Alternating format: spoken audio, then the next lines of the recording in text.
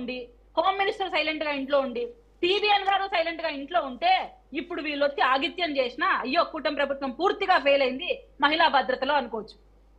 హఠాహుటిన మేము యాక్షన్ తీసుకొని వాళ్ళని అరెస్ట్ చేయించి ఆ సదరు వ్యక్తికి ధైర్యం చెప్పి ఇది తప్పని మేము మాట్లాడుతూ ఎంత భారీగా ఖండిస్తున్నామో మీరు చూస్తున్నారు. సీఎం గారు మాట్లాడారు, హోమ్ మినిస్టర్ గారు మాట్లాడారు, సదరు ఎమ్మెల్యే కూడా నీట్ గా ఎక్స్ప్లెయిన్ ఇచ్చారు.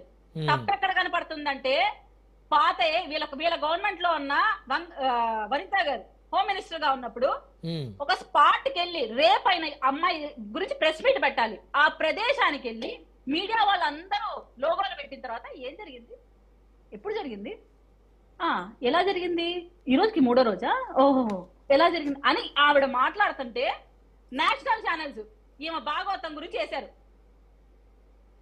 ఓకే,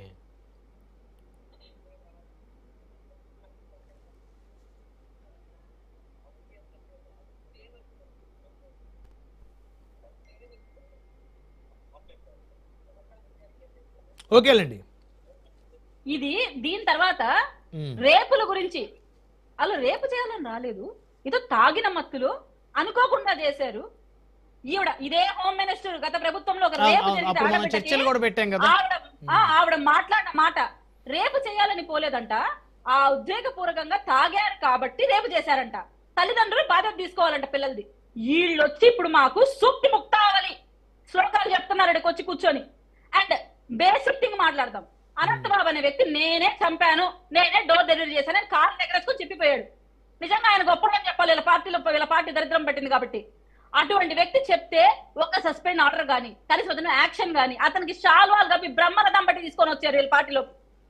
వీళ్ళు ఈ రోజు మాట్లాడేది రైట్ గారు. అమ్మా మీరు చెప్పినప్పుడు నేను సూక్తులన్నీ విన్నాను.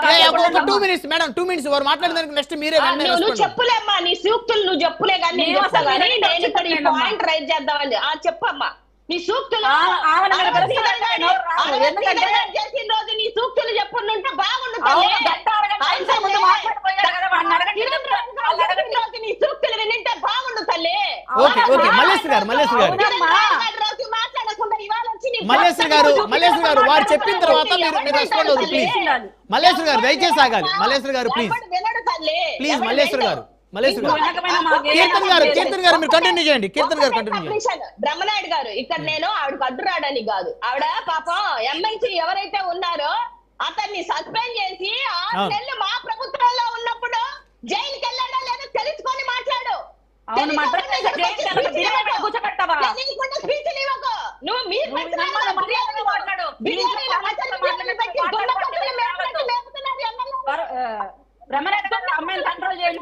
మేడం మల్లేశ్వర్ గారు నెక్స్ట్ మీరే మాట్లాడుతున్నారు దయచేసి, వారి తర్వాత మీరే ప్లీజ్. మల్లేశ్వర్ గారు ఓకే చెప్పారు కదా ఇంకా వదిలేసండి. కీర్తన్ గారు కంటిన్యూ చేయండి, క్రాస్ టాక్ వద్దండి. ఒకటే విషయం గుర్తుపెట్టుకోండి, ఈ అమ్మాయి ప్రవర్తన ఎప్పుడు ఇలాగే ఉంటుంది. వ్యక్తిగతంగా వ్యక్తిగతంగా మీరు ఒకరినొకరు మాట్లాడుకోండి.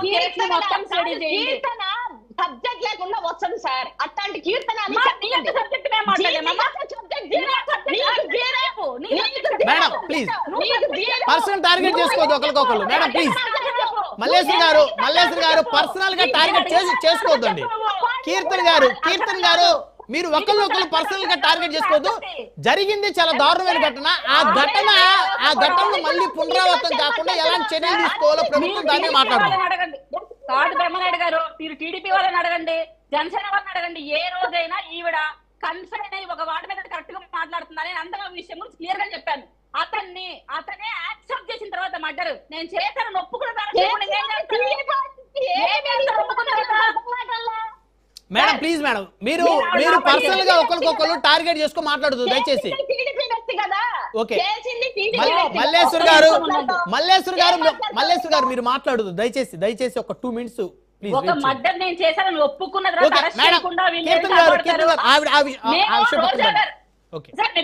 నేను ఎప్పుడు మేము ఈ ప్రభుత్వంలో వచ్చిన తర్వాత ఎవరిని సమర్థించలేదు సార్.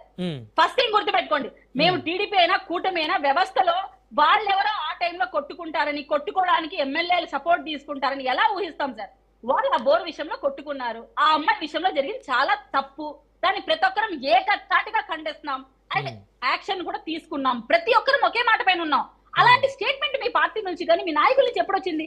నేను ఇంకొక వీడియో చూపిస్తాను సార్.